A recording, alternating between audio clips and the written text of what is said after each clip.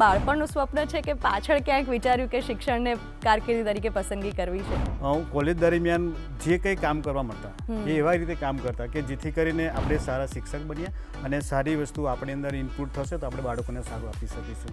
કાન પકડ્યા એ મારા દીકરાની માફી હું માગું છું, હવેથી ભૂલ નહીં કરે. ત્યાંથી મેં નક્કી કર્યું, સંકલ્પ કર્યો, આ જર્ની ત્યાંથી શરૂ થઈ કે આનો બદલો હું લઈશ. બિલ્ડિંગ વાળી સ્કૂલ હશે, 400 થી 500 બાળકો હશે, ત્યાં સ્ટાફમાં 8 થી 10 શિક્ષકો કામ કરતા હશે. પણ રાત્રે જ મને મેસેજ મળ્યા કે તમે જે સ્કૂલમાં હાજર થવાના છો ને ત્યાં સ્કૂલ જ નથી. ચાલો બાળપણને વિકસાવીએ એ પ્રોજેક્ટ મેં શરૂ કર્યો હતો બાળકોના દિલ સુધી પહોંચવા માટે. શાળાની સ્થાપના તારીખ એ મારી નોકરીની તારીખ. વાહ! શિક્ષક એ જીવનના રંગમંચનો દિગ્દર્શક છે. તે આપણને જુદી જુદી ભૂમિકા ભજવીને આપણું શૂન્યમાંથી ઘડતર કરે છે. દર્શક મિત્રો, શિક્ષક આપણને શીખવાડે છે કે ક્યાં જવું, ક્યાં ન જવું, ક્યાં અટકવું ને ક્યાં આગળ વધવું. એટલે જો આજની ભાષામાં વાત કરીએ તો શિક્ષક એ આપણો રિયલ લાઈફનો રિયલ ઇન્ફ્લુએન્સર છે. ખરું ને? નમસ્કાર દર્શક મિત્રો, હું છું બેલા 40,000 અને આપ સર્વેનું સ્વાગત છે કાર્યક્રમ ગુડ મોર્નિંગ ગુજરાતમાં. દર્શક મિત્રો, આજે જે સ્ટુડિયોમાં આપણી સાથે ઉપસ્થિત છે તે પણ એક એવા શિક્ષક છે કે જેમણે માત્ર કારકિર્દી તરીકે શિક્ષણની પસંદગી નથી કરી, પણ તેમણે પોતાના જીવનને ધ્યેય જ શિક્ષણને બનાવ્યો છે. આદિવાસી વિસ્તારના ઘણા બધા બાળકોને જ્ઞાનરૂપી દીપક પ્રગટાવીને શિક્ષણની એક મહાન ભેટ એમણે અર્પણ કરી છે. અને માત્ર શિક્ષણ નહીં પણ શિક્ષણમાં નવીનતમ પ્રયોગો કરીને તેમણે શિક્ષણને ખૂબ રસપ્રદ પણ બનાવ્યું છે. નર્મદા રત્ન અને શ્રેષ્ઠ શિક્ષક પુરસ્કાર 2025 પણ તેમને એનાયત કરવામાં આવ્યો છે. તો દર્શક મિત્રો, ખૂબ સ્વાગત કરીએ શાંતિલાલભાઈ ભોઈનું. શાંતિલાલભાઈ, ખૂબ ખૂબ સ્વાગત છે આપનું ગુડ મોર્નિંગ ગુજરાત કાર્યક્રમમાં. સૌથી પહેલાં તો હું તમને કહું ને કે જ્યારે પણ કોઈ બાળક નાનું હોય, કે હું પણ નાની હતી ને, તો સૌથી પહેલાં મને એવું હતું કે હું મોટી થઈને ટીચર બનીશ, હું મોટી થઈને શિક્ષક બનીશ. તો તમારું પણ એ બાળપણનું સ્વપ્ન છે કે પાછળ ક્યાંક વિચાર્યું કે શિક્ષણને કારકિર્દી તરીકે પસંદગી કરવી છે? સૌથી પહેલાં તો નર્મદા જિલ્લાના શિક્ષણ વિભાગના તમામ જોડાયેલા શિક્ષક મિત્રો, ભાઈ બહેનો અને મારા વહાલા વિદ્યાર્થીઓ તરફથી દૂરદર્શન કેન્દ્રને એના 67મા સ્થાપના દિવસ નિમિત્તે ખૂબ ખૂબ શુભેચ્છાઓ. જી, તમે જે શિક્ષકની જે મારી બનવાની જે ઈચ્છા હતી એ લગભગ જ્યારે કોલેજમાં ગયો ત્યાં સુધી મને એવી કોઈ ઈચ્છા નથી કે હું શિક્ષક બનીશ કે આગળ વધીશ કે નહીં. કારણ કે એ વખતે એવું હતું કે કોલેજ કરી લેવાની, પછી ભરતી થઈ ન થાય, કેટલી થાય એના પર ડિપેન્ડ હતું. પણ ઘરની આર્થિક પરિસ્થિતિ પણ એમાં થોડીક કામ કરી ગઈ કે જેથી કરીને એનાથી થોડુંક આપણે જાણવા મળ્યું, મને જ અંદરથી જાણવા મળ્યું કે હું ઘર આ રીતે જો નોકરી કરીશ તો ઘરને થોડો ટેકો મળશે અને આર્થિક રીતે આગળ આવશે. પછી જ્યારે કોલેજના શરૂઆતના સમયની અંદર એવું થયું કે આપણે જ્યારે કોલેજ દરમિયાન જે કંઈ કામ કરવા મળતા એ એવા રીતે કામ કરતા કે જેથી કરીને આપણે સારા શિક્ષક બનીએ અને સારી વસ્તુ આપણી અંદર ઇનપુટ થશે તો આપણે બાળકોને સારું આપી શકીશું. એટલે જો શિક્ષક બનવાની જે ખેવના હતી એ આમ તો હું ધોરણ 8માં હતો ને ત્યારે એક મારા મોટા ભાઈ, નવનીતભાઈ નામ છે, એ મને ધોરણ 8માંથી માસ્તર કહીને બોલાવતા. એટલે મને પણ નવાઈ લાગતું કે માસ્તર એટલે લગભગ હું થોડો માસ્તર બનવાનો છું કે માસ્તર કહે છે. અને બીજો એક પ્રસંગ મારી હાઈસ્કૂલનો સમયનો છે કે હાઈસ્કૂલમાં જ્યારે સ્વયં શિક્ષક દિવસ એટલે કે આ શિક્ષક દિનની ઉજવણી જ્યારે થતી ને ત્યારે મને એમ થતું કે મારે શિક્ષક બનવું છે. તો એની તૈયારી હું અઠવાડિયે પહેલાં કરતો કે હું આ સબ્જેક્ટ લઈશ, આ એકમ લઈશ અને સરને કહીશ કે તમે મને શિક્ષક બનાવજો. પણ એ દિવસે મારું નામ સિલેક્ટ થયું ખરું, પણ મને સ્વયંસેવકમાં લીધો, એટલે કે પટાવાળા તરીકે મને લીધો. એટલે મને થોડું પાછું મનમાં દુઃખ પણ થયું અને પોઝિટિવ એનર્જીથી એ પણ જોયું કે આખી સ્કૂલ મારા કંટ્રોલમાં હશે. એટલે શિક્ષક બનતા પહેલાં મને થોડા ઘણા એવા અનુભવ પણ થયા છે, પણ છેલ્લે બન્યું તો શિક્ષક જ. બરાબર. તો આ 4 જે વિદ્યાર્થીઓથી તમારી શરૂઆત થઈ અને અત્યારે જે તમારું શાળાનું જે સ્વરૂપ છે એના વિશે આપ વાત કરો કે કેવી રીતે આ જર્ની શરૂ કરીને આદિવાસી બાળકો, ખાસ કરીને બાળકોને શિક્ષણ તો આપીએ પણ જે આદિવાસી જે પટ્ટો તમે પકડીને નર્મદા જિલ્લાનું જે બાળકોને જે શિક્ષણ આપી રહ્યા છો તે તમને વિચાર કેવી રીતે આવ્યો? આ જર્ની છે ને 1998થી શરૂ થઈ હતી. એટલે કે મારી જે જોબ શરૂ થાય એના પહેલાંથી પ્રસંગ એવો બન્યો હતો કે જામનગર અધ્યાપન મંદિર અલિયાબાડા 1998માં મેં પીટીસી પૂરું કર્યું. એ સમયગાળા દરમિયાન અમારા પ્રિન્સિપાલ મનોજભાઈ ચાવડિયા હતા અને એમને 2 પ્રવાસનું આયોજન કર્યું હતું કે જેમની આર્થિક પરિસ્થિતિ જે રીતે હોય એ રીતે પ્રવાસમાં જઈ શકે. હા, એટલે પછી મેં મારી રીતે એવું નક્કી કર્યું કે હું જો નાના પ્રવાસમાં જઈશ ને તો આર્થિક રીતે મને થોડું સપોર્ટ રહેશે અને મને ઘેર થોડું વધારે રહેવા મળશે એવું મારી મેન્ટાલિટી હતી. એટલે પછી મેં વિચાર્યું કે મારે નાના પ્રવાસમાં જવું છે. મારે નાના પ્રવાસમાં મેં મારું નામ લખાવી દીધું અને નાના પ્રવાસ પૂરો પણ થઈ ગયો.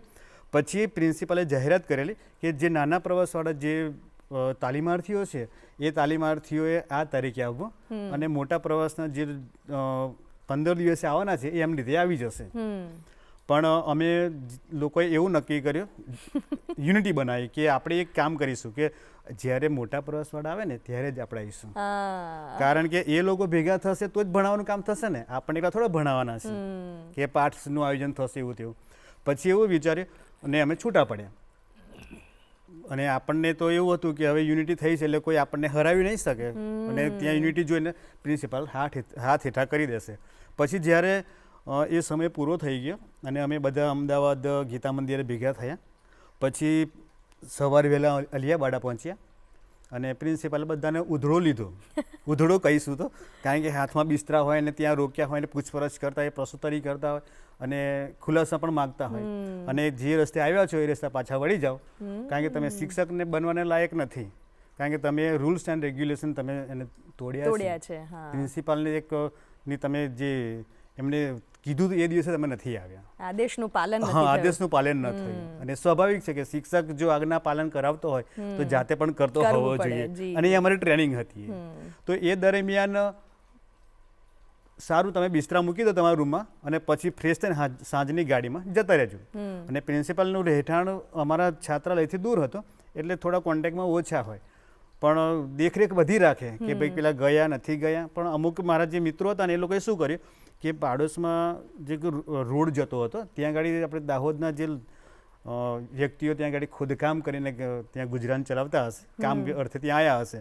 તો અમારા મિત્રોએ એવું કર્યું કે એમને સરસ મજાના કપડાં પહેરાવી લીધા, વાલી બનાવી દીધા અને ત્યાં જે મૂકી દીધા કે અમારા વાલી છે, તમારું કંઈ બોલવાનું નહીં પણ ખાલી પૂછ્યાનું હા હા કરવાનું, હવે નહીં થયું બોલવાનું.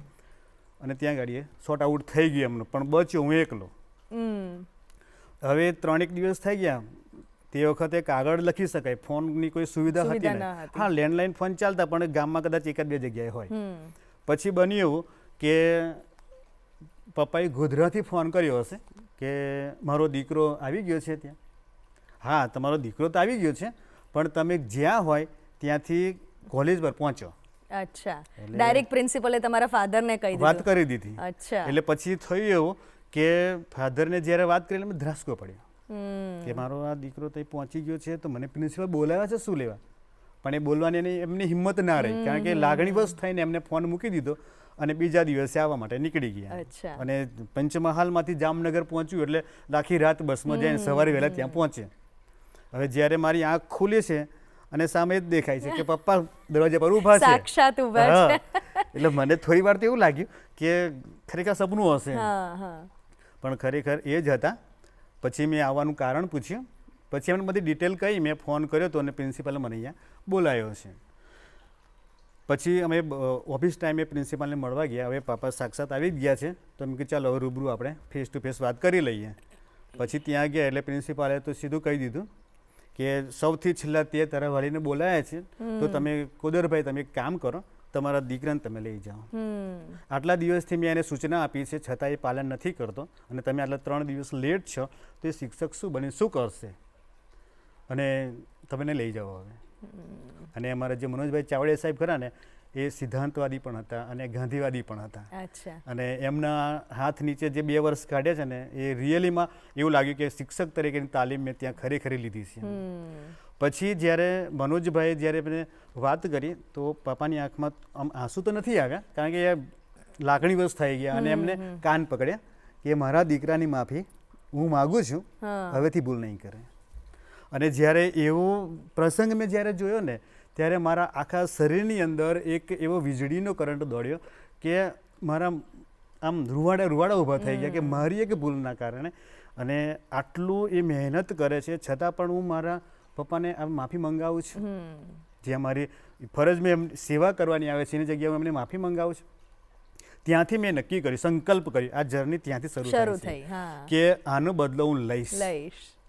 બસ એ બદલો લેવાની જે મારી ભાવના હતી એ હજુ ચાલે છે. પણ બદલો લેવાનો પણ ઘણા બધા રીત હોય, ઘણા બધા પ્રકારમાં લોકો બદલા લેતા હોય છે, પણ તમારો જે બદલો છે એ ખૂબ હકારાત્મક છે એવું કહી શકાય કે તમે બદલો લેવાની ભાવના સાથે સમાજને ઘણું બધું આપ્યું છે. બરાબર, તો આ આદિવાસી બાળકો સાથેની તમારી જર્નીની શરૂઆત કેવી રીતે થઈ? હવે એ જે બદલો લેવાની જે ભાવના હતી ને ત્યારથી મેં પરીક્ષા પણ નજીક હતી, એક્ઝામ પણ નજીક હતી, એટલે પછી મને એમ થયું કે જો હવે પહેલાં તો એવું હતું કે 10 શિક્ષકની ભરતી થાય, 25 શિક્ષકની ભરતી થાય, એ ભરતી થતી નથી, અને જો મેરિટમાં આવીશું તો જ આપણને નોકરી મળશે અને તો જ શિક્ષક તરીકે આપણે કામ કરી શકીશું, એવી એક આમ લોકવાયકા પણ હતી અને એવું પણ હતું વહીવટી રીતે. પણ પછી મહેનત કરવાનું એવું ચાલુ કર્યું કે દિવસ રાત બસ વાંચવું અને શિક્ષક તરીકે ટ્રેનિંગ લેવી અને પરીક્ષાલક્ષી તૈયારી કરવી અને એ રીતે પોતાની જાતને ઢાળવી. પછી જે 2-3 મહિનાના ટૂંકા સમયગાળાની જે મહેનત થઈ એમાંથી લગભગ 82% જેવા મને એ સમયે આવ્યા હતા 1998માં. ત્યાર પછી એટલે એ જે વસ્તુ ખરી ને એ 82% આવવાનું કારણ પણ એ કાન પકડ્યા હતા ને પપ્પાએ, એ જ એનું કારણ છે. અને જ્યારે સૌથી પહેલાંની ભરતી ભરૂચમાં થઈ, જે નર્મદા પુનઃવસવાટ જે લોકો હતા એમની વસાહત માટેની સ્પેશિયલ ભરતી ત્યાં થઈ હતી શિક્ષક માટેની. તો સૌથી પહેલાં ભરતી થઈ તો એ જાહેરાત પડી એ ત્યાંની પડી. પછી મને એવું થયું કે બક્ષીપંચના તો ખાલી 14 શિક્ષકો લેવાના છે, તો પછી હવે આમાં આપણો નંબર નહીં લાગે. પણ મને એમ થયું કે એક ટ્રાય તો કરી જોઈએ, તો ટ્રાય કર્યો અને એ 14માં આપણો નંબર લાગી ગયો અને શિક્ષક તરીકેની નોકરી સ્વીકારતા પહેલાં જ્યારે મને ઓર્ડર મળ્યો તો એ દિવસ પણ કેવો લાગ્યો કે જોગાનું જગ એવું ગોઠવાયું કે આમાં 7/5/99 એ મારા કેમ્પની તારીખ, સ્થળ પસંદગી કેમ્પની તારીખ, 8/5/99 મારે હાજર થવાની તારીખ શાળામાં, 9/5 રવિવાર હતો અને 10/5 વેકેશન પડી ગયું. એટલે મને હાજર થયા પછી સીધું વેકેશન જ મળી ગયું. તમારે વેકેશન જોઈતું હતું ને.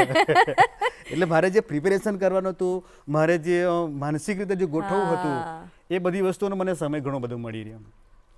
પછી જ્યારે મેં ઓર્ડર લીધો ને ત્યારે મને એવું હતું કે મારી જે સ્કૂલ ખરી ને એ એવી સ્કૂલ હશે કે એ બિલ્ડિંગવાળી સ્કૂલ હશે, 400 થી 500 બાળકો હશે, ત્યાં સ્ટાફમાં 8 થી 10 શિક્ષકો કામ કરતા હશે, ત્યાં આગળ પીરિયડ પદ્ધતિ ચાલતી હશે, એવું બધું એક મનમાં એક કલ્પનાની સ્કૂલ, મારી કલ્પનાની સ્કૂલ કેવી હોય એવી મેં ત્યાં જોઈશ એવું મને હતું. અને કાલે સવારે હું ત્યાં પહોંચવાનો છું. પણ રાત્રે જ મને મેસેજ મળ્યા કે તમે જે સ્કૂલમાં હાજર થવાના છો ને ત્યાં સ્કૂલ જ નથી. અચ્છા, શાળાએ હાજર થવાનું છે પણ શાળાનું બિલ્ડિંગ જ નથી. હા હા, પણ એ શાળા ત્યાં તમારે શરૂ કરવાની છે. હા, પાયાથી જ તમારે સર્જન કરવાનું છે એવું હતું. એટલે શાળાની સ્થાપના તારીખ એ મારી નોકરીની તારીખ. વાહ, એવું જોગાનું જુગતી બે બની.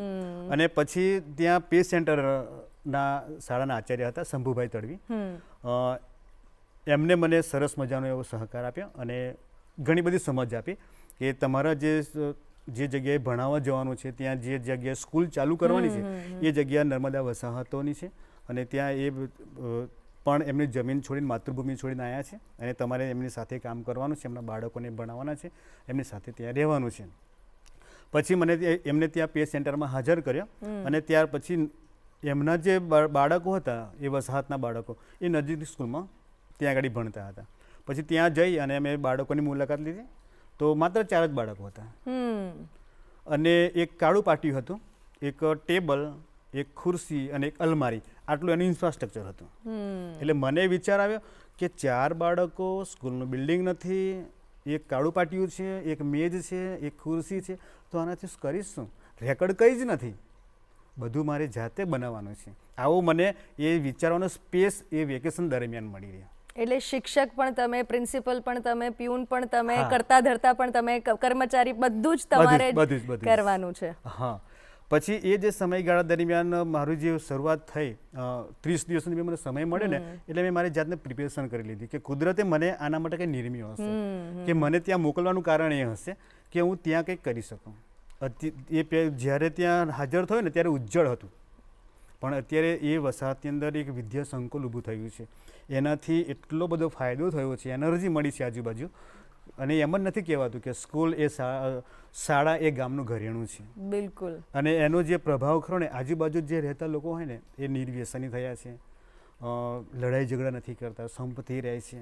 બહુ સારો એવો પ્રભાવ ત્યાં જોવા મળ્યો છે. જે સમયે એ ગોવિંદભાઈના મકાનમાં અમે સ્કૂલની શરૂઆત કરી લીધી. દિવાલ પર એક ખૂણા પર બોર્ડ લગાવી દીધું, અલમારી ઊભી કરી દીધી, ટેબલ મૂકી દીધું અને સરસ મજાનો પાથરણા પાથરી અને છોકરાને બેસાડી દીધા. સ્કૂલ શરૂ થઈ ગઈ.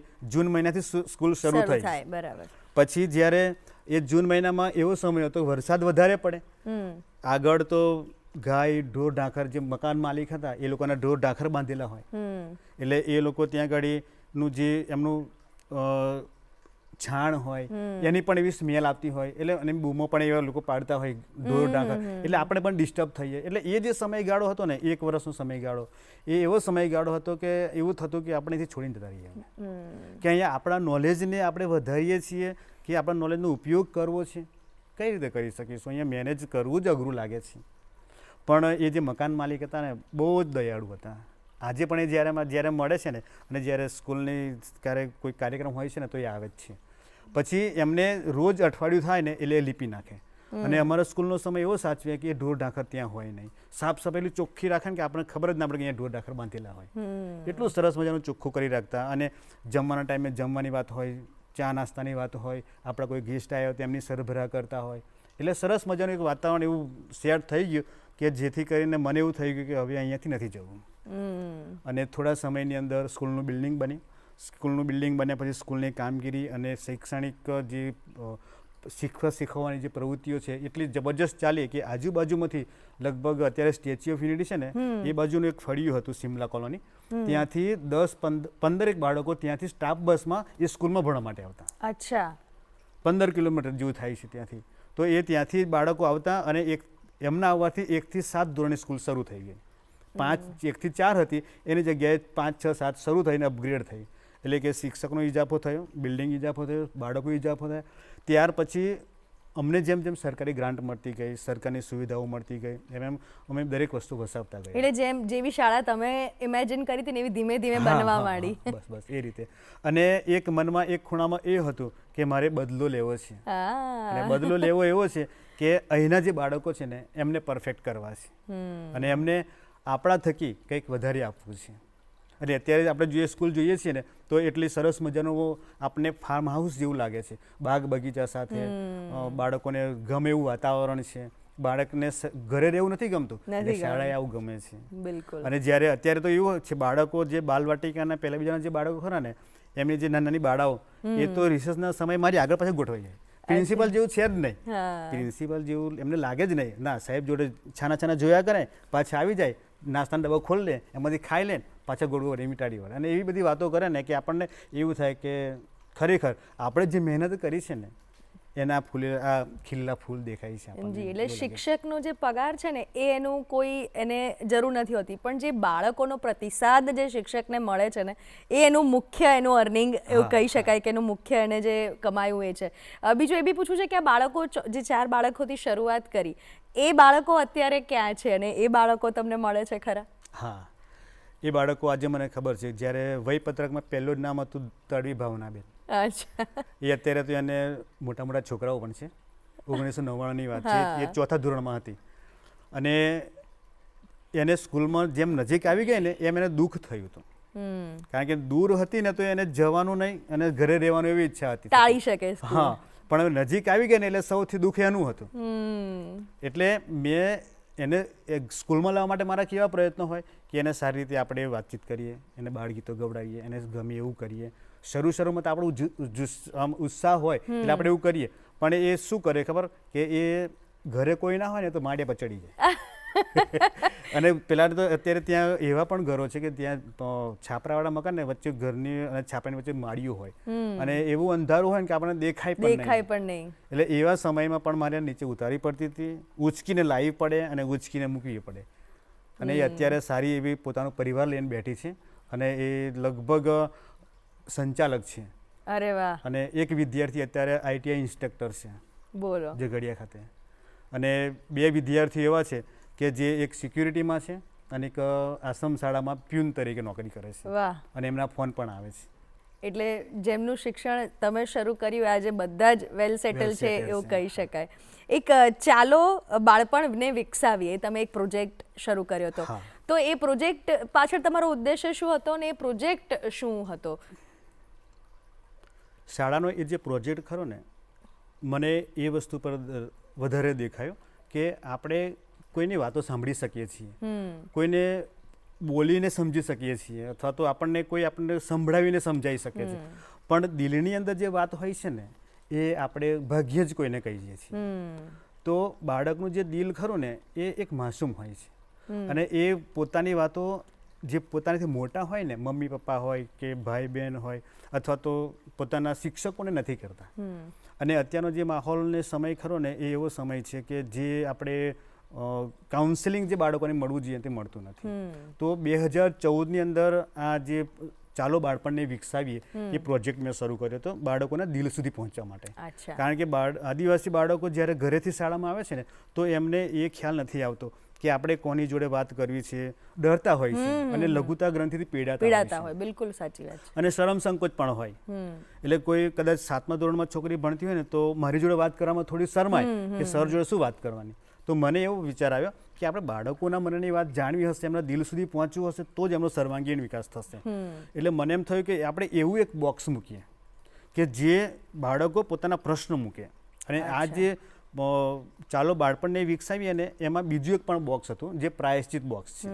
એના હું પછી તમને વાત કરીશ. પહેલાં આપણે પ્રશ્ન પેટીની વાત કરી લઈએ. એ પ્રશ્ન પેટી મૂકી અને એમાં એવું 3 સ્તરની પદ્ધતિ હતી. એમાં એની મુખ્ય કાર્યપ્રણાલી જે જોવા જઈએ તો 3 સ્તરની હતી. જેવી રીતે ગ્રામ પંચાયત, તાલુકા પંચાયત અને જિલ્લા પંચાયત હોય છે એવી રીતે શાળાની અંદર બાલ સંસદ, શાળા પરિવાર અને શાળા વ્યવસ્થાપન સમિતિ એ 3 સ્તર બનાવ્યા હતા.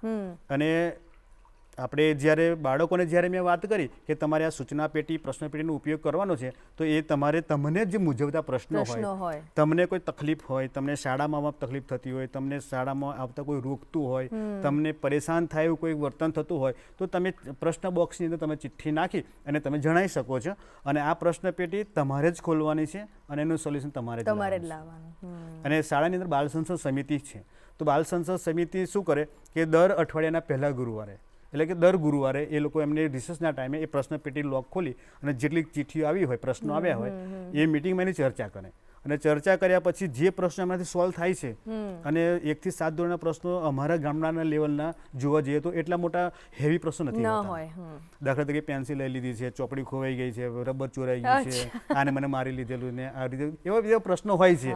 તો એ એમનું સોલ્યુશન આવી જાય છે. બહુ સામાન્ય છે પણ એ લોકોના તો મનને મૂંઝવે છે એ પ્રશ્ન. અને અમુક સમયે એવું થાય કે એ કે આ મને બોલતો નથી, વાત નથી કરતો, તો આપણે ત્યાં ભાઈબંધી કરાવી દેવી પડે. એટલે ત્યાં સોલ્યુશન આવી જાય. પછી 5, 6, 7ના જે બાળકો ખરા ને એમના પ્રશ્નો થોડાક મોટા હોય છે કે દાખલા તરીકે એમને ઘરેથી આવવામાં, ઘરના કામકાજો કરવામાં રોકે છે, ઘરથી આગળ આવતા એમને બીક લાગે છે, કૂતરાની બીક લાગે છે, એવો કોઈ પણ પ્રશ્ન હોઈ શકે. વધારે લેસન મળે છે, મધ્યાહન ભોજનનો કોઈ પ્રશ્ન છે, તો એ પ્રશ્ન ગમે તેવો પ્રશ્ન હોય તમારે લખીને મૂકવાનો. બસ તમને તકલીફ છે આની તો તમારે મૂકી દેવાનો, એ સોલ્વ થશે અને અમે કરીશું. તો એ બાળકો જ્યારે બાળકો વચ્ચે જ્યારે એમને સૂચના પેટી આપવામાં આવી ને તો એવું થયું કે દરેક બાળકો લખતા થયા, વાંચતા થયા અને એ જે ડિસિઝન મેકર ત્યાં આગળ બન્યા અને લીડર થયા અને જે કંઈ પ્રશ્નો આવ્યા ને એ એનું સોલ્યુશન લાવતા થયા. પોતાનું સોલ્યુશન પોતાની જાતે ટીમવર્ક કરીને લાવે છે. ત્યાર પછી એવું થયું કે જે એમના જે અંદરના પ્રશ્નો હોય ને તો એ લોકો સોલ્વ કરી શક્યા. પરંતુ વર્ગખંડના કોઈ પ્રશ્નો હોય કે વધારે લેસન મળે છે, શિક્ષકની બીક લાગે છે અથવા તો મધ્યાહન ભોજનની અંદર મીઠું ઓછું, મરચું વધારે એવું કંઈક બને છે કે ચોખ્ખાઈ નથી જળવાતી, એવા કોઈ પ્રશ્નો હોય તો એ બાળકો સોલ્વ નથી કરી શકતા. તો પછી એ તમારાથી જે સોલ્વ પ્રશ્ન ન થાય, બાલ સંસદ સમિતિને એવું કીધેલું હોય કે તમારાથી જે પ્રશ્ન સોલ્વ ન થાય એ તમારે શાળા પરિવારને આપવાના છે. અને શાળા પરિવારની અંદર શાળા શિક્ષક સ્ટાફ હોય, મધ્યાહન ભોજનનો સ્ટાફ હોય, એમની મિટિંગ એમના પછીના બીજા દિવસે અમારી મિટિંગ થાય અને જેટલા પ્રશ્નો આવ્યા હોય એ પ્રશ્નો અમારે સોલ્વ કરવાના.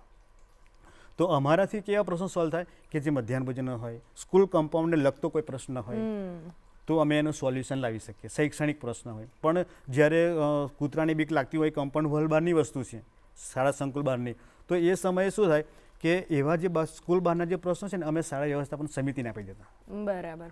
અને શાળા વ્યવસ્થાપન સમિતિ એ 12 સભ્યોની કમિટી છે અને દર 2 વર્ષે એને અપડેટ કરીએ છીએ અને એને રચના કરવામાં આવે છે, એવું સરકારની ગાઈડલાઈન છે. એટલે ટૂંકમાં કોઈ પણ ઉંમરના બાળકોના પ્રશ્ન હોય પણ તમે એનો કોઈ પણ એન પ્રકારે તમે એમને સમસ્યા ઉકેલવાનો બાળકો દ્વારા અથવા તો તમે સમિતિ દ્વારા એનો પ્રયત્ન કરો. ખૂબ ઊંડી વાત છે. અને દર્શક મિત્રો, પ્રાયશ્ચિત પેટી શું છે એ પણ મને લાગે છે કે ખૂબ રસપ્રદ વાત હશે.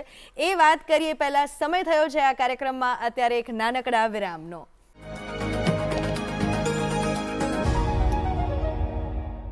દર્શક મિત્રો, ગુડ મોર્નિંગ ગુજરાત કાર્યક્રમમાં આપ સર્વેનું પુનઃ સ્વાગત છે. આપણે આજે વાત કરી રહ્યા છીએ શિક્ષક શાંતિલાલભાઈ ભોઈ સાથે.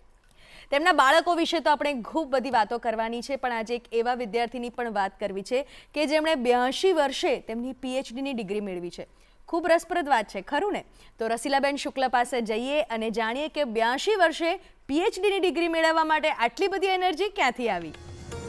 7 સમંદર તરવા ચાલી, જ્યારે કોઈ નાવ અકેલી, ઝંઝા બોલી ખમ્મા ખમ્મા, હિંમત બોલી અલ્લાહ બેલી. આપણે ઇતિહાસ જોઈએ કે કોઈ એકલો માણસ, પછી એ ગાંધીજી હોય, નેલ્સન મંડેલા હોય કે મીરાબાઈ હોય, આમ હિંમત કરીને અલ્લાહ બેલી કરીને એકવાર નીકળી જાય ને તો પછી આખું સમસ્ત જગત એને ક્યાંય ને ક્યાંક સાથ આપતું હોય છે. એક હિંમત કરવાની.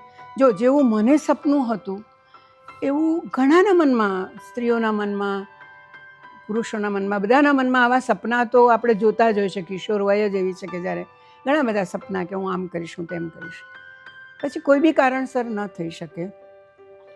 એનો અફસોસ કરવાને બદલે જ્યારે પણ તક મળે ને ત્યારે સપનું પૂરું કરી દેવાનું. અને સપના તો જોવા જ જોઈએ. સપના જોવાનું કોઈ દિવસ બંધ નહીં કરવું જોઈએ. શૂન્ય પાલનપુરીના સાહિત્ય પર પીએચડી કરનાર આ છે 82 વર્ષના અભ્યાસુ ડૉક્ટર રમીલા શુક્લ. કોઈને એમ થાય કે ભાઈ 82 વર્ષની ઉંમરે પીએચડી એ વાત અને ઉંમરનો જે આંકડો છે એ રજૂ કરીને સીધી સહાનુભૂતિ અથવા તો ખોટું આકર્ષણ ઉઘરાવવાનો આ ઉપક્રમ નથી. એમણે 82 વર્ષની ઉંમરે આ ડિગ્રી મેળવી ત્યારે અને એમણે અભ્યાસ શરૂ કર્યો 3.5 વર્ષ પહેલાં, ત્યારે જે ઉર્જાથી, જે અનુશાસનથી, જે શિસ્તથી અને પૂરી ધ્યેય નિષ્ઠાથી એમણે જે કામ કર્યું છે, એક 18, 19, 20 વર્ષના વિદ્યાર્થીની શિસ્તથી એમની હસ્તપ્રતો જુઓ તો ખ્યાલ આવે કે એમણે કેટલી મહેનત કરી છે. અનેકવિધ સંદર્ભ ગ્રંથોનો ઉપયોગ કર્યો છે. મારે જે કરવું હતું એ મારા નિજાનંદ માટે કરવું હતું. મારે શૂન્ય પાલનપુરી માટે કરવું હતું, મારા વતન માટે કરવું હતું. અમને લોકોને પાલનપુરીઝને એવું લાગે છે કે શૂન્ય પાલનપુરી ખૂબ ઊંચા ગજાના ગઝલકાર છે. જબરજસ્ત જિંદગીના જીવનને સ્પર્શ કરતા દરેક વિષય પર એમને લખ્યું છે. અધ્યાત્મ ઉપર આપને એમ થાય કે વેદાંત, મુસ્લિમ બિરાદર, પોતે મુસ્લિમ બંધો છે, પણ વેદાંત કે પુરાણ કથાઓ કે હિન્દુ ગઝલ શાસ્ત્ર ઉપર એટલું સરસ એમને એક શેર એમના તમે કહીએ ને તો આપણને એમ થાય કે આવી પણ એમને ખબર હતી. સમય, સ્થાન અને ઉંમર આ બધાને વટી અને વિદ્વતા, શિક્ષણ, જ્ઞાન હોય છે તે તેમણે સાબિત કર્યું. અને એક વિશ્વવિદ્યાલય તરીકે અમને એક ગૌરવની ઘટના એ છે કે ચોક્કસપણે તેમનું ડિગ્રી મેળવવું એ અનેક આ ઉંમરની વ્યક્તિઓ અને એક લિટલ બિટ બાયસ સાથે કહું કે મહિલાઓને ખૂબ એન્કરેજ કરશે, પ્રેરણા આપશે. પીએચડીની સીટ બહુ ઓછી હોય છે એટલે મેં 2-3 યુનિવર્સિટીમાં ટ્રાય પણ કર્યો હતો, એટલે મળવા ગઈ હતી હું ખાલી. પણ અંતે મને એવું લાગે છે કે આ ઓપન યુનિવર્સિટી બધી રીતે ઓપન છે અને બાબા સાહેબ આંબેડકર યુનિવર્સિટીના જે પદાધિકારી હતા એ મારો જે અભ્યાસ તરફની મારી રુચિ હતી, મારો એના તરફની જે પ્રીતિ હતી એ સમજી શક્યા. ઓફકોર્સ જે કંઈ બધું એન્ટ્રન્સ એક્ઝામ પાસ કરવી પડે કે જે કંઈ એના જે નિયમો હોય એ બધા મેં પસાર કર્યા અને પછી મને એડમિશન મળ્યું પીએચડી માટેનું. એક ન્યૂઝપેપરની જાહેરાતમાં જોવા મળે કે 100% પ્લેસમેન્ટ, એટલે ક્યાંક ડિગ્રીને વધુ આપણે પ્લેસમેન્ટ સાથે, નોકરી સાથે, આજીવિકા સાથે જોડાણી છે.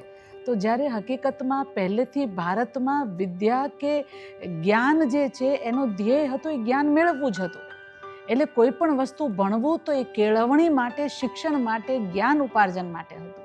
મને લાગે છે રમીલાબેનના આ એક કેસથી એક બહુ મોટો સંદેશ પણ ઘણા જ્ઞાન પીપાસુને થશે કે ખાલી ડિગ્રી, નોકરી મેળવવા માટે નથી, જ્ઞાન છે હંમેશા સેન્ટરમાં રહેવું જોઈએ. દર્શક મિત્રો, દ્રઢ નિશ્ચય, હું હંમેશા કહું છું કે દ્રઢ નિશ્ચય સાથે તમે કોઈ પણ કાર્ય સરળતાથી કરી જ શકો છો. તો 82 વર્ષે પણ પીએચડીની ડિગ્રી મેળવવી ખૂબ સરળતાથી આપણે જોયું. અને જઈએ પાછા શાંતિલાલભાઈ પાસે અને જાણીએ તેમના બાળકોની રસપ્રદ વાર્તા. શાંતિલાલભાઈ, આપણે વાત અટકી હતી કે પ્રાયશ્ચિત પેટી પર, જો તેના વિશે તમે કંઈક ટૂંકમાં જણાવી શકો તો. હા, પ્રાયશ્ચિત બોક્સ એ પહેલાં હું મારી પ્રશ્ન પેટીની હવે થોડીક ટૂંકમાં વાત કરી દઉં કે પ્રશ્ન પેટી શાળાથી શરૂ થઈ હતી. હા. જિલ્લા કક્ષાએ ઇનોવેશન ફેરમાં રજૂ થઈ, હા. પણ ઇનોવેશન ફેરથી આગળ જિલ્લા કક્ષાથી આગળ ન જઈ શકતા જ્યારે દીપકભાઈ ચૌહાણ અત્યારે બોટાદ ડાયટમાં છે, એમના દ્વારા જાણવા મળ્યું કે એનસીઆરટીએ એક પોતાની જે ઇનોવેટિવ આઈડિયાઝ હોય તો તમે ત્યાં મૂકી શકો છો. તો જ્યારે આ સ્કૂલનો જે ઇનોવેટિવ આઈડિયા મેં દિલ્હી મોકલ્યો હતો અને ત્યાંથી એ પસંદ થઈને આવ્યો હતો અને 3 દિવસ માટે મારે પ્રેઝન્ટેશન માટે રાષ્ટ્રીય કક્ષાએ ત્યાં આગળ એક કોન્ફરન્સ હતી. અરે વાહ. અને મારે જવાનો ત્યાં મને મોકો મળ્યો અને એ સમયે બન્યું એવું કે મને પ્લેનમાં બેસવાની એવી કોઈ મને ધારણા હતી પણ નહીં, પણ એ સમયે હું પ્લેનમાં પણ બેસી ગયો અને એ મોકો પણ મળ્યો. અને મારી જે સૂચના પેટી ચાલો બાળપણને વિકસાવી એ ઇનોવેશન પ્રોજેક્ટ જિલ્લા કક્ષાએ, રાજ્ય કક્ષાએ અને રાષ્ટ્રીય કક્ષા સુધી પહોંચાડ્યો તમે. બરાબર. એટલે એક વિચાર આપણને ક્યાંથી ક્યાં લઈ જાય છે એ જરૂરી છે. પ્રાયશ્ચિત બોક્સ એક એવું બોક્સ છે શાળામાં મૂકવામાં આવ્યું છે કે આપણાથી કદાચ કોઈ ભૂલ થઈ જાય ને તો આપણે અંદર અંદર ઘૂંટણ મહેસૂસ કરીએ છીએ. જેવા આપણી જેવી ઉંમર હોય એવી આપણી ભૂલો હોય. બાળકો હોય એટલે બાળકોને નાના પ્રકારની ભૂલો હોય અને એ બાળકો પોતાની ભૂલ છુપાવવા માટે એ પોતાના ભૂલો પર ભૂલો કરતા જાય છે અને પછી એ ભૂલ કેવી કોને કહીશ તો લડશે ઝઘડશે એવું તેવી વાતો થતી હોય એટલે એ ડર પણ મહેસૂસ કરે છે અને પછી અંતે એ લઘુતા ગ્રંથિથી અને પછી એ શિક્ષણની જે વ્યવસ્થા હોય છે ને એનાથી બહાર ધકેલાઈ જાય છે. તો મેં મારી સ્કૂલમાં અંદર એવું કર્યું કે આપણે પ્રાયશ્ચિત બોક્સ પણ મૂકીએ, સૂચના પેટી મૂકીએ છીએ તો જોડે જોડે પ્રાયશ્ચિત બોક્સ પણ મૂકીએ અને એમાં અમે પણ ઉપયોગ કરતા હતા. જે શિક્ષકો હોય, એમડીએમ સ્ટાફ હોય, શાળા વ્યવસ્થાપન સમિતિ હોય, જેથી કરીને અમને જોઈને બાળકો પ્રેરાય. તો એ પ્રાયશ્ચિત બોક્સની ચાવી મારી જોડે રહે અને મારા સિવાય કોઈ ખોલે નહીં, કારણ કે બધાની પ્રાઇવસી પણ મારે જોવાની છે. કોઈ બાળક ભૂલ સ્વીકારે છે તો એ જાહેર ન થવી જોઈએ. કદાચ ભૂલ એવી હોય કે હવે એને થોડુંક આપણે ગાઈડન્સ આપીશું, કાઉન્સેલિંગ કરીશું તો સોલ્વ થઈ જશે, તો પછી આપણે આગળ કોઈને વાત નથી કરવી. તો એવું જાણીને આપણે એમને ઇન્સ્પાયર કરતા અને આગળ લાવવાની કોશિશ કરતા કે અને શિક્ષણની જે પ્રણાલી છે એમાં એ એડજસ્ટ થાય અને પોતાની ભૂલ જે થઈ હોય તો એ માફી મેળવીને પણ આગળ વધે. અને જ્યારે આપણે પણ મહેસૂસ કરીએ છીએ કે જ્યારે આપણે કોઈ ભૂલ થઈ હોય અને એને જ્યારે આપણે ક્ષમા યાચના કરતાં જો ક્ષમા મળી જાય છે તો આપણે બહુ જ ખુશ થઈએ છીએ અને નાના બાળકો તો વધારે ખુશ થાય. એટલે એ માટે એ પ્રાયશ્ચિત બોક્સ પણ મૂકી દઉં. બરાબર. આજે તમારો કોન્સેપ્ટ છે કે ઓપન સ્માર્ટ ક્લાસ અને લર્નિંગ બાય સ્કેનિંગ. આ જે તમે નવી ટેકનિક્સ બાળકો સાથે જે શરૂ કરી એ તમારા વિસ્તારમાં કેટલી જલ્દી એડપ્ટ થઈ અને કેવી રીતે તમને આ વિચાર આવ્યો કે આ બાળકો આનાથી જલ્દી સારું ભણી શકશે? વાત છે કોરોના કાળની. 2020ની અંદર આપણે સૌ જાણીએ છીએ અને હું તો દૂરદર્શનનો પણ બહુ જૂનો દર્શક છું જી અને કોરોના કાળમાં પણ બહુ જ સરસ સપોર્ટ કર્યો છે હોમ લર્નિંગ બાબતે દૂરદર્શન કેન્દ્રએ. પણ અમારા સુધી જ્યારે એ વસ્તુ આવી કે હવે શાળાઓ બંધ કરવાની છે, લોકડાઉન જાહેરાત થઈ ગઈ છે, તો મારા જેવા શિક્ષકો, ઘણા એવા શિક્ષકો હતા મારા જેવા, અને એ શિક્ષકોને કામ કરવું હતું પણ કઈ રીતે કામ કરી શકે? શાળા ખોલવાની મનાઈ છે, ભેગા કરવાની પણ મનાઈ છે. તો એવા સમયની અંદર મને એમ થયું કે થોડા દિવસ પછી એવું થતું કે બાળકોને છાનાછૂપ મળી લઈએ પણ એ બહુ લાંબો સમય ચાલે નહીં અને જ્યારે જાહેર થાય તો તકલીફ પણ થતી હતી. તો એક દિવસ મને એવું થયું કે ચલો વોટ્સઅપ કોલ કરો. તે વખતે 2020માં મને ખબર છે કે 3 જ કોલિંગ થતા હતા. એક આપણે કોલ કરી હતી અને સામેથી બીજો જોડાય, 2 જણ જોડાઈ શકે એટલે 3 કોલિંગ થતો હતો. તો મારો આખો દિવસ એ વિડીયો કોલમાં જતો હતો. શું કરો છો, શું કર્યું આજે, તમને આ તો ભૂલી તો નથી ગયા ને, તમે ચાલો શબ્દો બોલો જો જોડાક્ષરવાળા, મથી બનતા શબ્દો બોલો જો, કાના માત્રાવાળા શબ્દો જોડીને બોલો તો એવી વાતો થતી. પણ ત્યાર પછી શું થયું કે મને પણ થોડું એવું થતું ગયું કે યાર આ રીતે મજા નહીં આવે. તો મને ઝૂમ એપ્લિકેશનનો ખ્યાલ આવ્યો. ઝૂમ એપ્લિકેશનથી હું ઘણા બધા બાળકોને એક સાથે જોડી શકતો હતો. પછી મેં મારા ઘરે એક સ્માર્ટ ક્લાસ બનાવ્યો અને સ્માર્ટ ક્લાસની અંદર આખો વર્ગખંડ તૈયાર કર્યો અને રોજ ધોરણ વાઇઝ 5 વાગ્યા સુધી અમારું કન્ટિન્યુની શિક્ષણ કાર્ય ચાલતું હતું. અચ્છા. અને ઝૂમ એપ્લિકેશનની મેં ટ્રેનિંગ બાળકોના ઘરે જઈને આપી છે એવા સમયે કે તમને જ્યારે આ એક જ કોડ આપવામાં આવશે, તમારે આ કોડ અંદર નાખવાનો અને ઝૂમ એપ્લિકેશનમાં જોડાઈ જવાનું છે. અને બાળકો પણ એમની ઉંમર પણ એવી છે કે એમને ખાલી તમે એકવાર શીખવાડો ને તો પછી બીજી વાર શીખી જાય. શીખવવાની જરૂર નથી હોતી. ત્યાર પછી એ ચાલ્યું 6-7 મહિના ચાલ્યું, સરસ ચાલ્યું. પણ પછી મને પણ કંટાળો આવવા લાગ્યો. તો મને પણ કંટાળો આવ્યો ને એટલે મને એમ થયું કે ચાલો હું આ નવરાશ સમય કંઈક કરું. હું તો એસએસસી પાસ, મેં કમ્પ્યુટરનો ક પણ જાણે નથી અને શીખ્યો પણ નથી કોલેજ દરમિયાન. તો મને એમ થયું કે ચાલો આગળ કંઈ ભણીએ હવે. તો એસએસસી પછી એચએસસીની પરીક્ષા મેં 99 જ પાસ કરી. ત્યાર પછી BA કર્યું, MA કર્યું. ત્યાર પછી IIT ગાંધીનગર, જે અહીંયા ગાંધીનગર સ્થિત છે IIT, એમાં મેં શિક્ષણ શાસ્ત્રમાં માસ્ટર ડિગ્રી કરવા માટેનું એપ્લાય આપી હતી. ત્યાર પછી મને એમ થયું કે ચાલો મારો સમય તો હવે જશે આ રીતે, પણ રોજના ક્લાસ હોતા નથી, 1-2 કલાક ક્લાસ હોય છે, આખો દિવસ ફ્રી હોઉં છું, તો બાળકોને કેવી રીતે ભણાવવા? તો જ્યારે અમારા ક્લાસ લેવાતા ને IIT દ્વારા, તો PPT પ્રેઝન્ટેશન કરતા. અચ્છા. અને PPT પ્રેઝન્ટેશન કરીને અમને એ બધું કન્ટેન્ટનો ખ્યાલ આપતા અને કોઈ પણ ટોપિક પર ચર્ચા કરતા હતા. તો મને એમ થયું કે હું આ બાળકો માટે કેમ ના કરું? તો ડિજિટલી જે પાઠ્યપુસ્તકો હતા ને બધા મેં ડાઉનલોડ કરી લીધા. પછી એના કટિંગ્સ કરી અને એની એક PPT તૈયાર કરી લીધી. અચ્છા. અને એવું કરતાં મને ખ્યાલ પણ નથી કે એકચ્યુઅલી મારાથી આ એક સિદ્ધિ હાંસિલ થશે. એમાં બન્યું એવું કે શરૂઆતની અંદર જ્યારે મેં PPT બનાવીને તો બાળકોને બહુ મજા આવી. અને મેં અંદર એવા પિક્ચર્સ મૂકેલા છે, ગિફ્ટ પિક્ચર્સ, જે મૂવેબલ હોય છે. મારે રેલવે સ્ટેશનની માહિતી આપી હોય ને તો રેલવે સ્ટેશન જતી આવતી બતાવીને બાળકોને ઇન્ટરેસ્ટ જાગે. એટલે પછી એવા જે એકમો હતા, એના જે યુનિટ્સ હતા, એના જે ટોપિક છે, એ ટોપિક પ્રમાણે કરી અને મારે GIF જે પિક્ચર્સ છે ને એ બધા કલેક્ટ કર્યા. અને એ મને લગભગ 2 વર્ષ જેટલો સમયગાળો લાગ્યો છે. અને 2 વર્ષના સમયગાળાની જે મહેનત છે ને એ મને એવું લાગે છે કે મેં મારા એકલા માટે નથી બનાવ્યું. મેં ડિજિટલ સાહિત્ય બનાવ્યું છે ફક્ત મારા બાળકો પૂરતું હોય, મારી શાળા પૂરતું હોય. એના કરતાં તો આજુબાજુની જે શાળાઓ છે, જેમને સ્માર્ટ ક્લાસ છે, જેમને જ્ઞાનકુંજ પ્રોજેક્ટ ચાલે છે, સ્માર્ટ TV છે, તો એવી જગ્યાઓ પણ દેખાય અને જોવે. તો એને મેં ઓપન સ્માર્ટ ક્લાસ તરીકે ઇનોવેશનમાં રજૂ કર્યું અને એ ઇનોવેશન રાજ્ય કક્ષા સુધી પહોંચી ગયું. ત્યાર પછી લર્નિંગ બાય સ્કેનિંગ, એમાં શું કર્યું કે મને એમ થયું કે આ જે બાળકોને કે શિક્ષકોને જો આ PPT આપીશ ને તો એમનું કોમ્પ્યુટર ફૂલ થઈ જશે, જગ્યા વધારે રોકશે, સ્પેસ થશે, એટલે હેંગ થશે ને એવું તેવું થશે.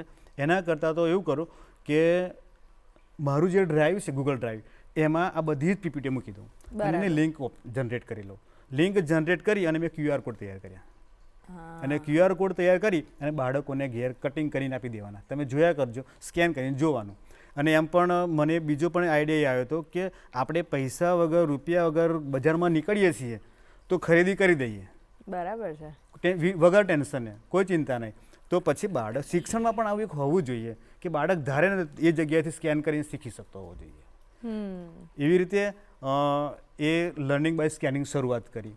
અને એ જે સ્કેનિંગ QR કોડ, એ મને એવું લાગે છે કે શિક્ષક તરીકે મારા વિશે હું વિચારું ને તો એટલું કહી શકું કે અત્યાર સુધી ઘણા એવા રેકોર્ડ જોયા છે કે જે બીજા શિક્ષણ કાર્યને લગતા કોઈ રેકોર્ડ મેં બહુ ઓછા જોયા હશે કે પોતાના વર્ગ શિક્ષણ કાર્યની અંદર રેકોર્ડ બન્યા હોય.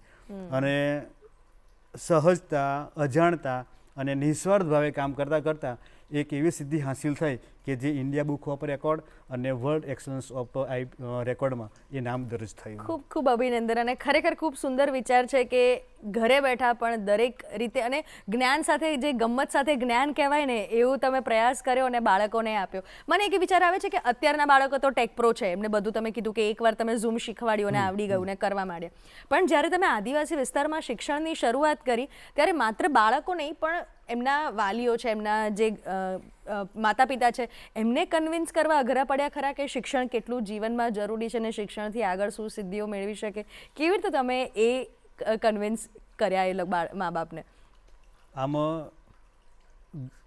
ગોરા ગામની અંદર, એમાં હું જે જગ્યાએ નોકરી શિક્ષક તરીકે છું એ જગ્યાએ એવું છે કે શરૂઆતથી લઈને મેં સ્ટ્રગલ કરીને જે સ્કૂલ ત્યાં ટકાવી રાખી છે અને અત્યાર સુધી જે બાળકોને શિક્ષણ આપ્યા છે અને શિક્ષણની સાથે સંસ્કાર અને ઘડતર પણ થઈ રહ્યું છે.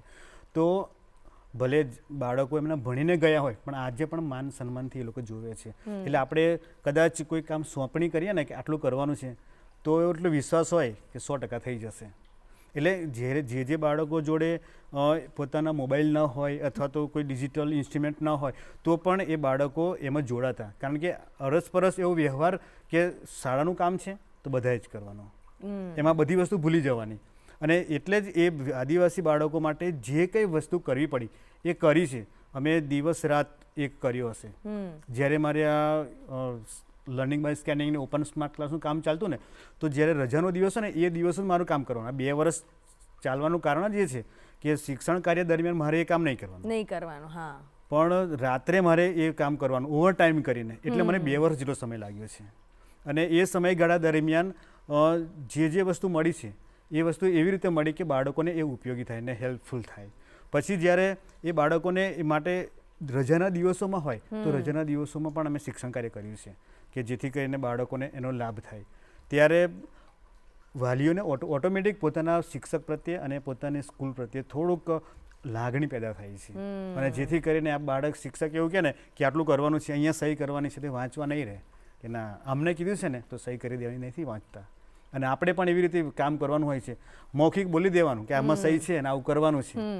એટલે એટલો વિશ્વાસ હોય છે અને તો જ આપણે આ કામ કરી શકીએ છીએ, કારણ કે શિક્ષણ એક લોકભાગીદારીનું સેક્ટર છે. બિલકુલ સાચી અને વાત શાળા છે. વ્યવસ્થાપન સમિતિ એ સમાજ અને શાળા વચ્ચેનો સેતુ તૈયાર કરે છે.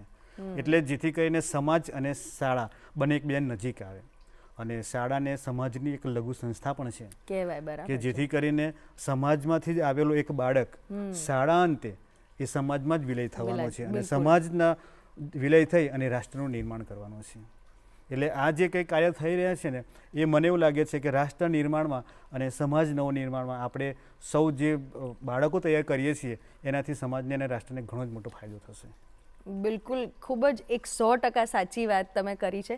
બીજું મારે એ પણ જાણવું છે કે નર્મદા રત્ન એ જે તમને કહેવામાં આવે છે એની પાછળની સ્ટોરી શું છે? એકચ્યુઅલી નર્મદા રત્ન એવોર્ડ દર વર્ષે આપવામાં આવે છે અને મારી સાથે મારા મિત્ર જસનભાઈ પરમાર છે, એમને પણ એ એવોર્ડ મળ્યો છે. અને એ એવોર્ડ એટલા માટે એ આપે છે કે નિસ્વાર્થ ભાવે શિક્ષકો આદિવાસી વિસ્તારમાં ખૂણે ખૂણે કામ કરે છે. અત્યારે તો આપણે જાણીએ છીએ મારી પાસે જે મટીરિયલ્સ છે ને ડિજિટલ મટીરિયલ્સ એને વેચાતું લેવા માટે, એને કોન્ટ્રાક્ટ કરવા માટે ઘણા બધા કોન્ટેક્ટ થાય છે અને ઘણી બધા ફોન પણ આવે છે. પણ આપણે અર્નિંગ નથી કરવું, કમાવું નથી. મેં જેના માટે મૂક્યું છે એના માટે જ રહેવું જોઈએ. અને એનું એક પ્લેટફોર્મ મેં તૈયાર કર્યું છે. શાળાનો બ્લોગ બનાવ્યો છે. અરે વાહ. શાળાના બ્લોગની અંદર બધી જ પીપીટીઓ મૂકેલી છે. ધોરણ 3 થી 5નું જીસીઆરટીની એ જે પ્રમાણેના સિલેબસ તૈયાર કર્યો છે ને કે કયા મહિનામાં તમારે કયો પાઠ ચલાવવાનો છે, કઈ અધ્યયન નિષ્પત્તિ હોય છે અને કયા કયા ટોપિક ચલાવવાના છે, બધા જ ટોપિકો માં સવાર ત્યાં મૂકેલા છે. એટલે શિક્ષક, બાળક કે વાલી એમને ખબર પડે કે મારે જૂન મહિનામાં, જુલાઈ મહિનામાં, ઓગસ્ટ મહિનામાં કયા પાઠ ચલાવવાના છે અને કયા પાઠમાં કઈ અધ્યયન નિષ્પત્તિ શીખવવાની છે. તો એ આધારે આખું ડિજિટલ પ્લેટફોર્મ તૈયાર કર્યું. અને જેને કારણે આ જિલ્લાની અંદર એવું થયું કે ભલે 1 થી 5ની શાળા છે, ઓછા બાળકો છે, પણ તાકાત એટલી કરે છે કે એ જિલ્લા સુધી પહોંચે છે. ભલે નાની શાળા છે, નાના શાળાના આચાર્ય છે અને સંખ્યા ઓછી છે, પણ એ કામ સારું કરે છે, જિલ્લાનું નામ રોશન કરે છે અને એમને સતત એ શિક્ષણ આપણા નર્મદા જિલ્લાના શિક્ષણને આગળ લઈ જાય છે. એટલે અને ગૌરવ પણ વધારે છે. તો એમને આ વખતે આપણે નર્મદા રત્ન એવોર્ડ આપીએ અને એ પ્રમાણે એમને ત્યાં આગળ નર્મદા રત્ન એવોર્ડ ગયા વર્ષે મને મળ્યો હતો. તમારા આટલા વર્ષની કારકિર્દીમાં એવો કયો વિદ્યાર્થી હતો કે જે સૌથી કઠિન હતું, જેને ભણાવવું કે ભણતરમાં રસ પેદા કરવો, રુચિ પેદા કરવી? કયું કઠિન વિદ્યાર્થી તમારી સાથે આવ્યો? એમાં તળી ધર્મિત. હા. બોલે ઓછું, હા, સમજે વધારે. અચ્છા. પણ એને મનથી એટલું કે કોઈ કહી ના શકે કે આ ભણશે એમ. એ અંદરથી વિચારે ઘણું, એ રિપ્લાય પણ આપે છે લખીને, પણ એને લખવાની સ્ટાઇલ આખી ઊંધી, હાથ આખો ઊંધો વાળીને લખે. આપણે સામાન્ય નોર્મલ રીતે લખતા હોય પણ એનો હાથ સીધો આમ જાય. અચ્છા. અને એ પ્રમાણે લખે છે. અચ્છા. તો મને પણ એવું લાગે કે આના અક્ષર હું સુધારાવું તો કેવી રીતે સુધારાવું, અથવા તો આને હવે આગળ લઈ જઈશ તો કેવી રીતે લઈ જવું છે. બોલે નહીં, તમે એને 10 વખત પૂછો તો એ જવાબ નહીં આપે. સારું લખીને બતાવો, તું શું કહેવા માંગે છે. તો લખીને બતાવશે. અચ્છા, બોલે નહીં, બિલકુલ ના. વાત ના કરે. આમ એ ઘરે બધી વાતચીત કરે પણ શાળામાં આવીને એવું કરે. પછી એના મમ્મી પપ્પાને મળ્યો, કારણ કે 5મા ધોરણની અંદર અમારું કેવું કામ કરવાની સ્ટાઇલ હતી અને હજુ પણ છે કે 5મા ધોરણ પછી બાળક જ્યારે પાસ થાય ને, કોમ્પિટિટિવ એક્ઝામ લેવાય છે, કોમન એન્ટ્રન્સ ટેસ્ટ CET, તો એમાં બાળક પરીક્ષા આપે અને રાજ્ય સરકારની સ્કોલરશીપમાં આવે, મેરિટમાં આવે તો એને એકલવ્ય મોડેલ સ્કૂલમાં એને નંબર લાગે છે અથવા તો એને સ્કોલરશીપ મળે છે. રક્ષા સેતુ સ્કૂલ છે, જ્ઞાન સેતુ સ્કૂલ છે, એમાં એ લોકો એડમિશન આપે છે. તો અમારો ટાર્ગેટ એવો છે કે આદિવાસી વિસ્તારમાંથી જે બાળકો આવે છે તો એ બાળકો આવી સ્કૂલોમાં જાય. આર્થિક રીતે સદ્ધર નથી કે એ લોકો આટલો ખર્ચો કરી શકે, પણ આપણામાં એટલી આવડત તો છે કે બાળકોને ઉચકીને ત્યાં મૂકી શકીએ. તો આપણે એમને એવી રીતે તૈયાર કરીએ, કરી શકીએ, એવી સ્કિલ પેદા કરીએ. તો જ્યારે એના મમ્મી પપ્પાને મળ્યો ને તો એમને પણ કીધું કે સાહેબ એ ઘેર પૂછે ને એનો જવાબ આપે છે, બોલતો નથી, એ વાત નથી કરતો એમ. પછી અમે શિક્ષક સ્ટાફે નક્કી કર્યું કે કંઈ વાંધો નહીં, વાત ના કરે કંઈ નહીં, રિપ્લાય તો આપે છે ને એ આપણી આશાનું કિરણ છે, બસ હવે એને ભણાવતા જાઓ. આશા ના રાખો કે એ વાત કરે છે એમ, એને જ્યારે ઈચ્છા છે ને ત્યારે વાત કરશે. પછી એવી રીતે શરૂઆત કરી કે ફોન કરીને એને જોડે વાત કરવાની, પછી રોજ પહેલું લેસન એનું જોવાનું, એને શાબાશી આપવાની, એને વખાણ કરવાના, પછી એને વાર્તા કહેવા માટે ઊભો કરવાનો, એ બધું કરે ખરો. પણ પછી 5મા ધોરણમાં એ જ્યારે એને CETની એક્ઝામ આપવાની થઈ ને તેને બહુ તૈયારી પણ સારી કરી અને આજે એ વડોદરા વાઘોડિયા એકલવ્યમાં એ ત્યાં એડમિશન એનું થયું છે અને અત્યારે 7મા ધોરણમાં છે. એટલે મને એવું લાગે છે કે ભલે આપણે કોઈક મુશ્કેલી જોઈએ છીએ કે કોઈ બાળકને મુશ્કેલી છે, પણ એમાંથી કોઈક એક આશાનું કિરણ એવું શોધવું જોઈએ કે આપણે એને મુશ્કેલીમાંથી મોકો આપીએ અને તકલીફમાંથી એને તક પેદા કરીને એને આપીએ તો એનું જીવન સારું બને. અત્યારે જ્યારે એની સ્કૂલેથી ઘરે આવે છે ને ત્યારે પહેલાં મળવા આવે શિક્ષકોને, પગે લાગે, વાતો કરે. હવે વાતો કરે છે, અચ્છા, હવે વાતો કરે છે અને બહુ સરસ મજાની વાતો કરે કે સાહેબ ત્યાં આગળ સરસ નાસ્તો મળે છે, જમવાનું સારું મળે છે, રહેવાનું સારું છે, ભણવાનું સારું છે. અને એની જે આખી જે બોડી લેંગ્વેજ હતી ને આખી બિલકુલ જાણે કે એવું ના લાગે આદિવાસી છોકરો છે, એટલી મસ્ત થઈ ગઈ છે. એટલે એ જોઈને સંતોષ થાય કે આ બાળક ભણવાને ખરેખર આગળ જાય એવું ધારણા નથી અને એ પહોંચી હશે ત્યાં. એટલે એક પણ બાળક એવું નહીં હતું કે જે આગળ ના જઈ શકે. બિલકુલ સાચી વાત છે. તો આટલા બાળકોને ભણાયા પછી હવે તમારો શું પ્લાન છે કે શું કરવું છે? અને સ્પેશિયલી હજી આદિવાસી વિસ્તારમાં જ તમે કાર્યરત છો તો હજી કઈ ઇનોવેશન મગજમાં છે કે હવે આ કરવાનું છે?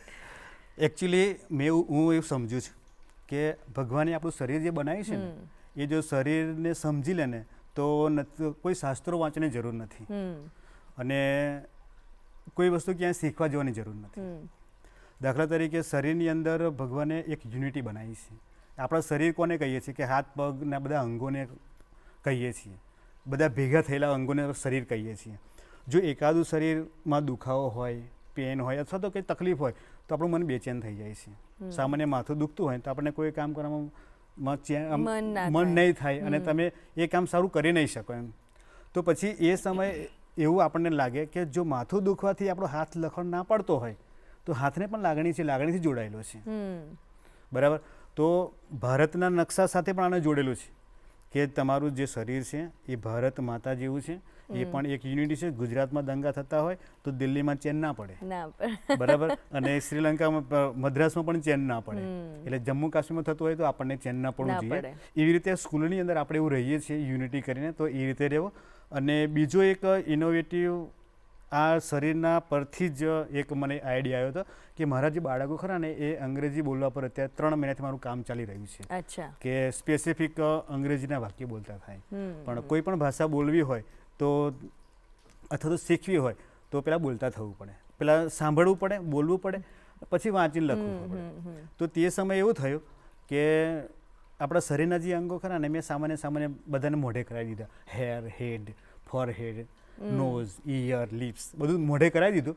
પછી એક વાક્ય બોલાવડાય કે this is my hair, this is my forehead, this is my ear. તો એવી રીતે બોલતા થયા. પછી એને બહુવચનમાં ફેરવ્યા, જે આખું થોડું ચેન્જઅપ થયું. તો શું ચેન્જઅપ થયું? પછી શબ્દો ચેન્જ નથી કર્યા પણ એની અંદર ઓબ્જેક્ટ, ઓફ છે, ઇન છે, ઓન છે, બિટવીન છે, એ બધી જ વસ્તુ અંદર મને જેટલું નોલેજ છે અંગ્રેજીનું એ બધી જ વસ્તુ મેં મૂકી દીધી.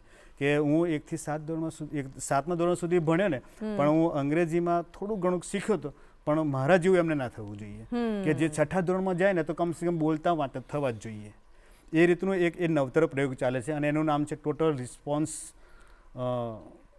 Physical response. અચ્છા, ટોટલ ફિઝિકલ રિસ્પોન્સ.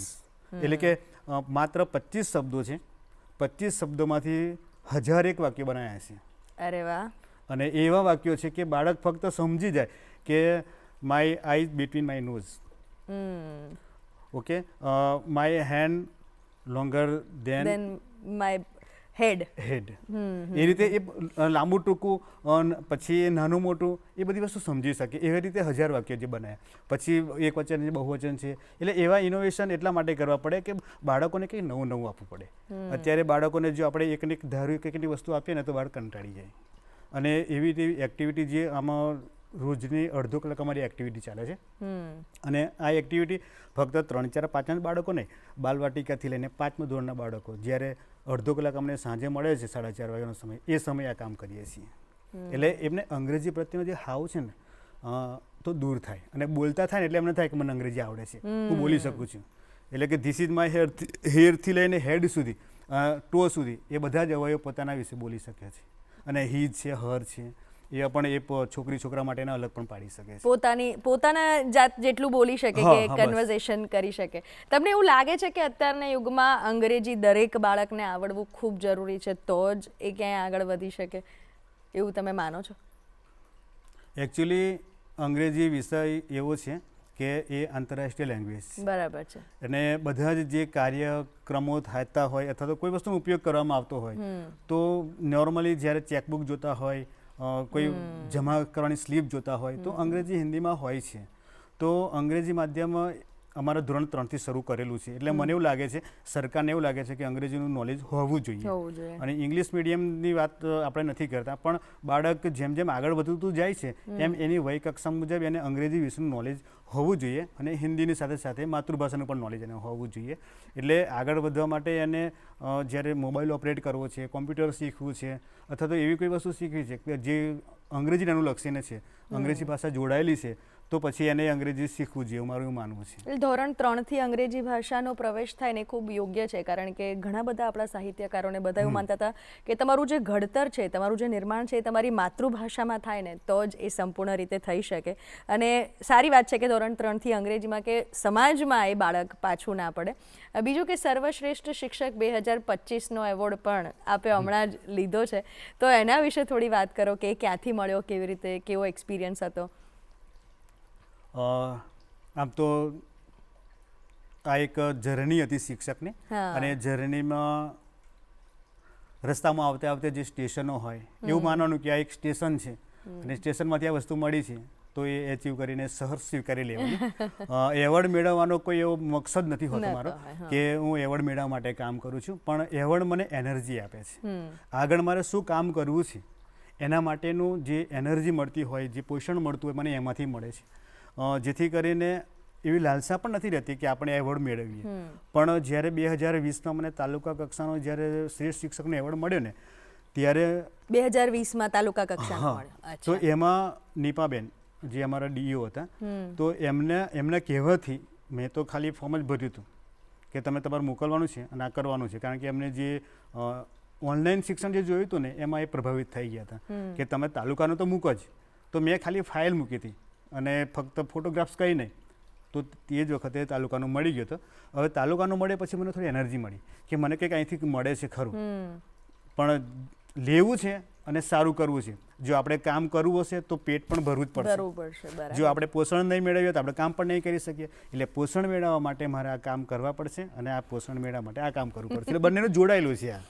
એટલે પછી જ્યારે જિલ્લાનો શ્રેષ્ઠ શિક્ષકનું મૂક્યું તો એમાં પણ મને એ જિલ્લા શ્રેષ્ઠ શિક્ષક 2023માં મળ્યો. પછી મને એમ થયું કે આપણે રાજ્યપાલ પારિતોષિક માટે યોગ્ય છીએ ખરા.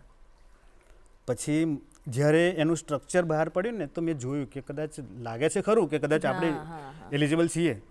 તો પછી મેં એને એપ્લાય કર્યું કે આ રીતે હું આ દરખાસ્ત મૂકવા માગું છું અને જો મંજૂર કરતા હોય તો મૂકીએ. તો તાલુકા પ્રાથમિક શિક્ષણાધિકારી અમારા ગોપાલભાઈ તડવી સાહેબ હતા, એમને જોઈ અને પછી એમને કીધું કે આપણે એપ્રૂવ કરી અને એપ્લાય કરી દઈએ. સહી સિક્કા કરીને જિલ્લામાં મોકલી જિલ્લાથી પછી ગાંધીનગર આવ્યું અને એમાં 3 સ્ટેપ હતા અમારા ઇન્ટરવ્યૂના. અમારે ઇન્ટરવ્યૂ પણ લેવાય છે અચ્છા. 2000 રાજ્ય પારિતોષિકમાં. એમાં ડીઈઓ નર્મદા તરફથી એક ટીમ આવે છે સ્કૂલ લેવલે કે તમે સ્કૂલ લેવલે શું કામ કરી રહ્યા છો, બાળકો કેવા પ્રકારના છે, ત્યાં કેવી સિસ્ટમ છે, ત્યાંનું એટમોસ્ફિયર કેવું છે, ત્યાં આગળ તમે ખરેખર ફાઇલમાં જે દર્શાવેલું છે એ જ મુજબનું છે કે નહીં અને શું છે. એવોર્ડ લેવા માટે તો કામ નથી થતું ને, તો એ માટેની ટીમ ત્યાં આગળ જોવા માટે આવે છે ગ્રાઉન્ડ લેવલે. ત્યાં જોયા પછી એમનું માર્કિંગ થઈને જિલ્લામાં રજૂ થયું. જિલ્લામાં મારું ઇન્ટરવ્યૂ થયું. જિલ્લાના ઇન્ટરવ્યૂ થયા પછી રાજ્યમાં ઇન્ટરવ્યૂ માટે બોલાયા. ત્યારે પણ એવું થતું હતું કે આપણને મને નહીં લાગે, કારણ કે અહીંયા તો 3 વર્ષથી જો લોકો આવતા હોય, અહીંયા આગળ શિક્ષકો મિત્રો આવતા હોય અને સારું પણ કામ કરે છે અને આવતા હોય, અને ટફ એટલા માટે છે કે એ 4 ઝોનમાં વહેંચાયેલો છે. અચ્છા. ઉત્તર, દક્ષિણ અને સૌરાષ્ટ્ર કચ્છ ઝોનમાં, અને એક ઝોનમાંથી 2-3 શિક્ષકો મળતા હોય તો પછી આપણે મારા ઝોનમાં તો 7 જિલ્લાઓ છે, તો આપણને તો નંબર લાવવાનો જ નથી. આપણે પહેલી વાર છે પાછું, પહેલી વાર અપ્લાય કરી રહ્યા છો. હા. પણ કામ અને નિસ્વાર્થ જે સેવા પ્રમાણે જે નામ જાહેર થયું અને ત્યાર પછીની જે ખુશી હતી તે બેવડી થઈ, અને પછી એવું લાગે છે કે હવે વધારે જોશથી આપણે આગળ કામ કરવા કરીએ પડશે. છીએ, બિલકુલ. અને મેડમ આ એક વસ્તુ એવું છે કે તમે એચીવ તો કરી લો છો, પણ એને સ્થાયી રાખવું, સ્ટેબલ ટકાવી રાખવું ને, રાખવું, બિલકુલ સાચી વાત છે. બહુ અઘરી વસ્તુ છે. તમે પણ એટલે એ જે દીપક આપણો પ્રજ્વલિત થયેલો હોય ને, આપણામાં જે જુસ્સો હોય ને, એમાં તેલ ઈંધણ પુરાતું રહે. આવા કંઈક અચીવમેન્ટ્સ આપણી પાસે આવે તો હજી કંઈક કરવું છે, હજી કંઈક કરવું છે, એવું આપણને જુસ્સો અંદરથી થઈ શકે. અને બીજું આગળ એ વાત થઈ કે મેં ને બદલો લેવાની વાત કરી હા. તો એ બદલો લેવાની ભાવના જે મારી હતી ને, એ હમણાં એવું લાગે છે કે મેં મારા અવસાન પામેલા પિતાને એક શ્રદ્ધાંજલિ આપી હોય. હા, કે એમને જ્યારે મારા માટે કાન પકડ્યા હતા ને, તે વખતે મેં સંકલ્પ કર્યો હતો કે હું આનો બદલો લઈશ. બરાબર તો છે. એ સમયે જ્યારે હું એવોર્ડ લેવા માટે ગયો તો એમાં પહેલા નંબરે મારું નામ હતું. જેવું ત્યાં આગળ એનાઉન્સ થયું અને હું ત્યાં જતો હતો ને, તે મને એ ચિત્ર દેખાતું હતું કે એક બાજુ પપ્પા કાન પકડી રહ્યા છે અને હું અત્યારે મુખ્યમંત્રી, રાજ્યના મુખ્યમંત્રીની એટલી નજીક જઈ રહ્યો છું એવોર્ડ લેવા માટે. અને જ્યારે મુખ્યમંત્રીએ હાથ જોડ્યા, મેં પણ હાથ જોડ્યા, ત્યારે મને એમ થયું કે આજે આ બદલાનું આટલું મોટું વટવૃક્ષ થશે ને, એવું મને ખ્યાલ નહોતો. અને એ સાચી શ્રદ્ધાંજલિ મેં એમને આપી શકીએ છીએ. બસ, તો આ બદલા લેવાની ભાવનાથી શરૂ થયેલી વાત અને શ્રદ્ધાંજલિ પર આપણે આજના કાર્યક્રમનું સમાપન કરીએ. આપની વાત સાંભળીને ખરેખર એવું થાય કે જ્યારે જો શિક્ષક સાચા અર્થમાં એક જ્ઞાન યોદ્ધા બની જાય ને, તો આ સમાજનું ચિત્રણ એ ચોક્કસ બદલી શકે છે. અને શિક્ષક એ જો સાચે સમર્થ હોય ને, તો શાળા એ માત્ર જ્ઞાન મેળવવાનું કેન્દ્ર નહીં, પણ સમાજના પરિવર્તનનું કેન્દ્ર બની જાય છે. તો શાંતિલાલભાઈ, આપ અહીંયા આવ્યા અને અમારા દર્શક મિત્રો સાથે તમારી લાઈફની ખૂબ રસપ્રદ જર્ની શેર કરી, તે બદલ આપનો ખૂબ ખૂબ આભાર.